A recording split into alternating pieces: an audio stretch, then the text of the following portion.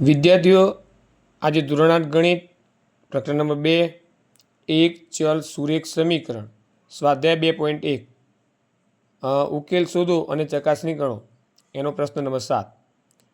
x બરાબર 4/5 કૌંસમાં x વત્તા 10 ગુણ્યા. અહીંયા આ એકદમ સરળતમ દાખલો છે. અહીંયા 5 ભાગ્યામાં છે, અહીંયાથી અહીંયા ગુણાકારમાં એક્સની જોડે જશે.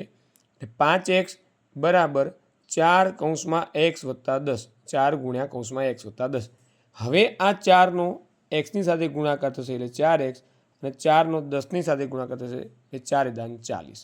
આ બાજુ 5x એમને એમ બરાબર 4 ગુણ્યા x, 4x, 4 × 40, એટલે કે 4નો આખા કૌંસ સાથે ગુણાકાર. હવે આપણે જે પ્રમાણે આગળ કીધું એ પ્રમાણે xx વાળા એક વડે ચલવાળા એક બાદ કરીશું, એટલે કે જમણી બાજુથી 4x ને ડાબી બાજુ લઈ જઈશું એટલે 5x ઓછા 4x, 5x ઓછા 4x બરાબર 40. 5x માંથી 4x એટલે 1x, એટલે કે આપણે ખાલી x બરાબર 40 કહીશું. હવે એની ચકાસણી કરીશું. ડાબી બાજુ તો આપણે x જ છે એટલે xની કિંમત 40 મળી ગઈ.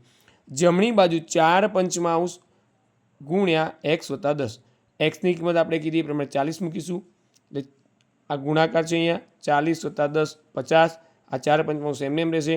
અહીંયા 5 × 50 એટલે આ 4 અંશમાં છે ગુણ્યા 10 અંશમાં, 4 × 40 જમણી બાજુનો જવાબ આવ્યો. ડાબી બાજુ અને જમણી બાજુનો જવાબ સેમ મળ્યો, માટે ડાબા બરાબર જવાબ આ આપણે ચકાસણી કરી. હવે આપણે આગળ પ્રશ્ન નંબર 8. 2x/3 વત્તા 1 બરાબર 7x ભાગ્યા 15 વત્તા 3. જેમ આપણે આગળ કીધું એમ xx વાળા એક બાદ કરીશું એટલે અહીંયા 7x/15 જે જમણી બાજુથી આપણે ડાબી બાજુ લઈ જઈએ એટલે ધન હતું એટલે એને ઋણ કરીશું. એ જ સમયે આપણે 1ને પાછળ લઈ જઈશું અહીંયા એટલે 3ની જોડે લઈ જઈશું એટલે પ્લસ હતા એટલે માઇનસ થયા.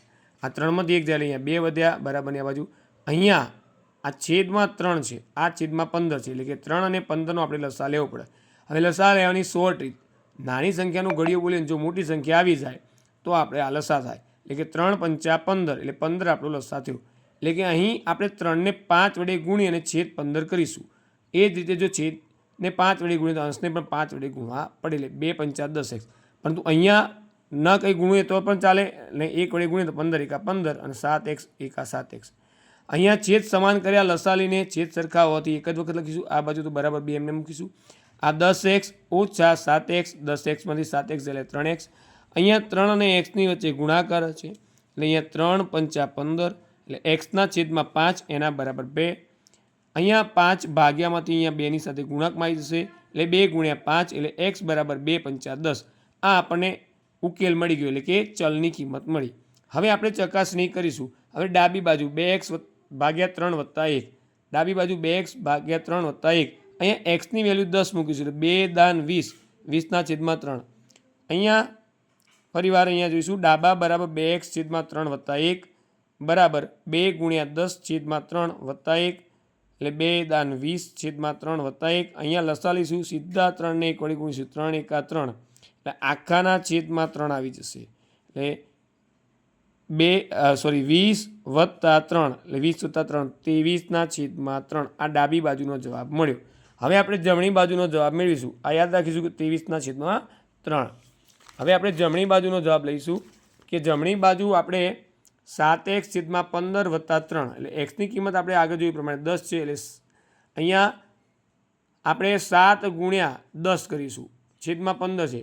આ 10 અને 15 બે એક જ ઘડિયામાં આવે, 2 × 5 = 10 અને 3 × 5 = 15. અહીંયા 5 ઉડાડી દઈશું એટલે કે 7 × 2 = 14, છેદમાં 3 વધ્યા વત્તા 3. ફરી આપણે લસા લઈશું, 3 × 3 = 9 કરીશું, 14 વત્તા 9 એટલે કે 23/3.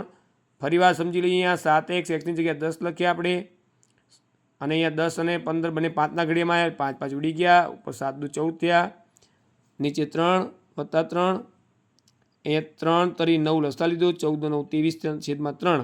માટે ડાબા બરાબર જબા એટલે 23/3 ડાબી બાજુ આવી ગયું, અહીંયા જમણી બાજુ પણ આવી ગયું છે. હવે આગળ એક 10મો દાખલો પણ જોઈ લઈએ. 3m બરાબર 5m ઓછા 8/5. અહીંયા mm વાળા પદ એક બાજુ કરવા માટે આપણે 5mને આપણે આગળ લઈ જઈશું એટલે -5m થશે, અને અહીંયા આ પોતે ઋણ છે એટલે -8/5 એમ રહેશે. 3m માંથી 5m કાઢો એટલે -2m મોટી સંખ્યા નિશાની. એ રીતે અહીંયા -7 પંચમાંશ એટલે માઇનસ માઇનસ ઉડી ગયા. અહીંયા 2 અને m ગુણકમાં હોવાથી 2 ગુણાકારમાંથી અહીંયા 5ની જોડે ભાગાકારમાં લાવીશું અને 8/5 × 2 એટલે 2 ચોક 8 કરશું એટલે 4/5 આ mની કિંમત મળી. m બરાબર 8/5 × 2 2 ચોક 8 એટલે 4/5 મળ્યા. અને ચકાસણી કરીશું. ડાબી બાજુ 3m એટલે કે આ 3m એટલે 3 × 4/5 એટલે 3 ચોક 12 12/5. એ જ રીતે જમણી બાજુ બરાબર 5m - 8/5 mની કિંમત 4/5 છે.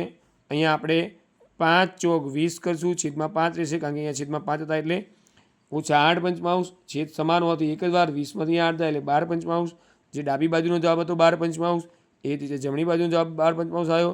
માટે ડાબા બરાબર જબા.